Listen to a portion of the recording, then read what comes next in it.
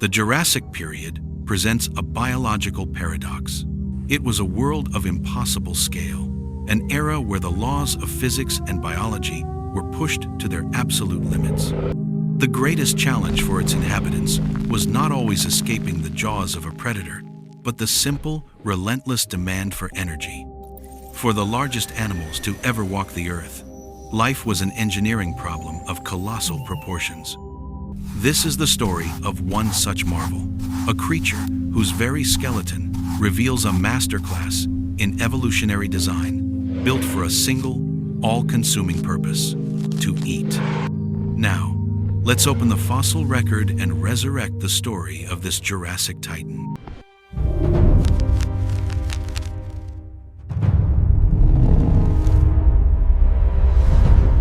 The Brachiosaurus was a living mountain, a creature so immense that its existence seems to defy gravity.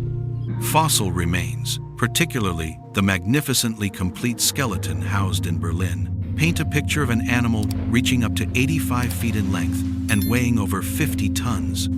To comprehend this scale, we must think not of a single animal, but of a moving ecosystem. But how could such a creature even support its own weight, let alone thrive? The answer, as we discover when we analyze its bones, lies in a suite of ingenious anatomical adaptations. Its most defining feature was, of course, its neck. Stretching over 30 feet into the air, it was a biological crane, granting the Brachiosaurus access to a feeding envelope far above the reach of any competitor. For decades, we pictured this neck held high like a giraffe's, a posture supported by its unique skeletal structure. Unlike other sauropods like Diplodocus, the Brachiosaurus's forelimbs were significantly longer than its hind limbs, creating a natural, upward-sloping torso. This anatomical configuration automatically elevated the base of the neck, maximizing its vertical reach with minimal muscular strain. When we examine the cervical vertebrae themselves, we find they are masterpieces of lightweight engineering. They are riddled with hollow cavities, known as pleurocoels. These were part of an advanced avian-like respiratory system, with air sacs branching off from the lungs and invading the bones. This process, called pneumatization, drastically reduced the weight of the massive neck without compromising its structural integrity. It was a biological solution of profound elegant strength, without the burden of excessive mass, allowing the Brachiosaurus to sweep its head through the high canopy of conifers and cycads, the dominant flora of its time. Yet, the skull at the end of this neck is surprisingly delicate. It lacks the powerful muscles and complex, grinding teeth we might associate with a voracious herbivore. Instead, its jaws were equipped with simple, peg-like teeth concentrated at the front of its mouth. Analysis of the wear patterns on these fossilized teeth tells us a clear story. They weren't used for chewing. The Brachiosaurus was a bulk feeder. Its teeth acted like a rake, stripping enormous quantities of leaves, ferns, and branches from trees, which were then swallowed whole. The real work of digestion would happen much further down the line, in a vast, fermenting gut that required an immense torso to house it. This entire anatomical package, the elevated posture, the lightweight neck, the simple stripping teeth, points to a single, ruthlessly efficient strategy: consume the maximum amount of food with the minimum expenditure of energy. That ruthlessly efficient anatomy was not an evolutionary luxury. It was a necessity, driven by an almost unbelievable metabolic demand. To power a body weighing as much as a dozen elephants, the Brachiosaurus had to operate as a continuous intake furnace. When we model its energy requirements based on its size and likely metabolic rate, the numbers are staggering. Conservative estimates suggest it needed to consume upwards of 400 pounds of plant matter every single day, and it is entirely plausible the figure was closer to half a ton. For the Brachiosaurus, life was not a series of meals, but a single, uninterrupted, day-long feast that began at dawn and ended only with darkness, if at all. To understand this endless quest for fuel, we must reconstruct the world it inhabited. The fossil record of the Morrison Formation in North America where Brachiosaurus fossils are most abundant, provides us with a detailed menu. This was not a world of soft, flowering plants and lush grasses. Those had yet to evolve. The Jurassic buffet consisted of much tougher fare, towering conifers, woody cycads, ginkgos, and vast forests of tree ferns.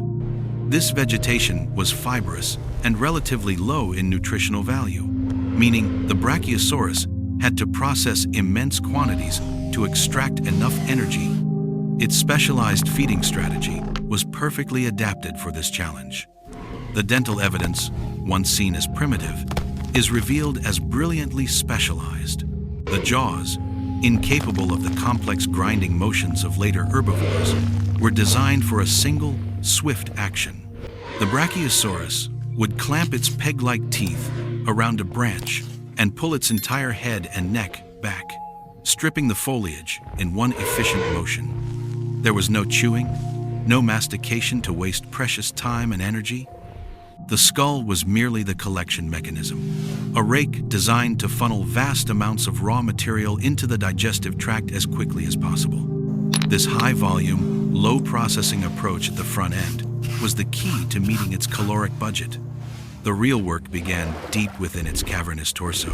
We find compelling evidence for this next stage in the form of gastroliths, or stomach stones. Polished, smooth stones, unlike any others in the surrounding sediment, have been found in the abdominal region of related sauropod skeletons. The hypothesis is that Brachiosaurus, like many modern birds, intentionally swallowed these rocks. Held within a powerful, muscular gizzard, these stones would act as an internal grinding mill. As the stomach muscles contracted, the gastroliths would churn and pulverize the tough, fibrous plant matter, breaking it down into a digestible pulp. This was an ingenious evolutionary trade-off, outsourcing the function of complex, heavy-chewing teeth to a more centralized and powerful internal system, allowing the head and neck to remain light and maneuverable. The digestive system was the true engine of the animal, a colossal fermentation vat where bacteria would work to release the energy locked within the cellulose. This entire process, from stripping to internal grinding, represents a complete biological assembly line dedicated to turning the Jurassic forest into fuel. The consequence of this colossal, non-stop consumption extended far beyond the Brachiosaurus's own survival. When we analyze the paleoecology of the Morrison Formation, we begin to see this animal not merely as an inhabitant of its environment, but as one of its principal architects. An organism that consumes hundreds of pounds of vegetation daily does not just eat, it sculpts. The Brachiosaurus was a keystone species, a landscape engineer whose immense appetite was a fundamental force of nature, shaping the very structure of the Jurassic world it roamed. Its primary impact was on the forest canopy itself. Herds of these titans, moving through the conifer forests, would have systematically thinned the high branches, creating vast openings where sunlight could pierce through to the forest floor for the first time. This simple act of feeding would have profound, cascading effects.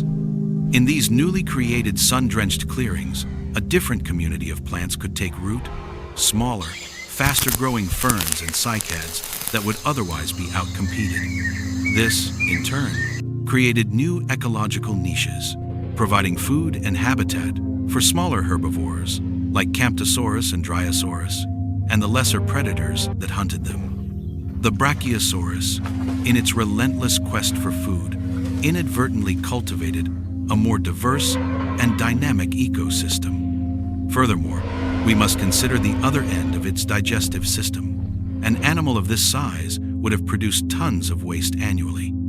This was not merely waste, it was a powerful agent of nutrient redistribution. The Jurassic soils were not uniformly fertile, but the constant movement of Brachiosaurus herds acted as a massive organic fertilization program. They would consume nutrients in one location and deposit them miles away, enriching the soil and ensuring the vitality of the plant life upon which the entire food web depended.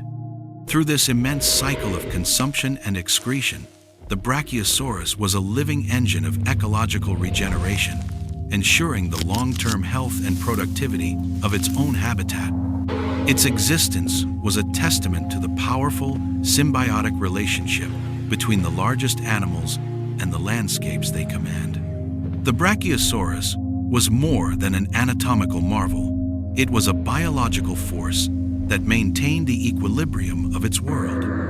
Its legacy is written not only in its own magnificent bones, but in the fossilized pollen and flora of the era, which hint at a landscape held in a delicate balance by the gentle giants that browsed its treetops. This colossal creature was not simply a resident of the Jurassic world, but an active and essential participant in its complex web of life. The Brachiosaurus, in its constant, quiet search for sustenance, demonstrates a profound ecological truth: that the largest and most powerful forces in an ecosystem are often not the predators, but the silent, persistent architects who build the world around them, one branch at a time. The story of the Brachiosaurus is a powerful reminder that in these ancient, lost worlds, every creature, great and small, was part of an intricate dance of survival. Its immense scale was not a simple curiosity, but the very engine that sculpted forests and fueled an entire ecosystem, leaving a legacy of interconnected life that we can still decipher from the silent language of stone 150 million years later.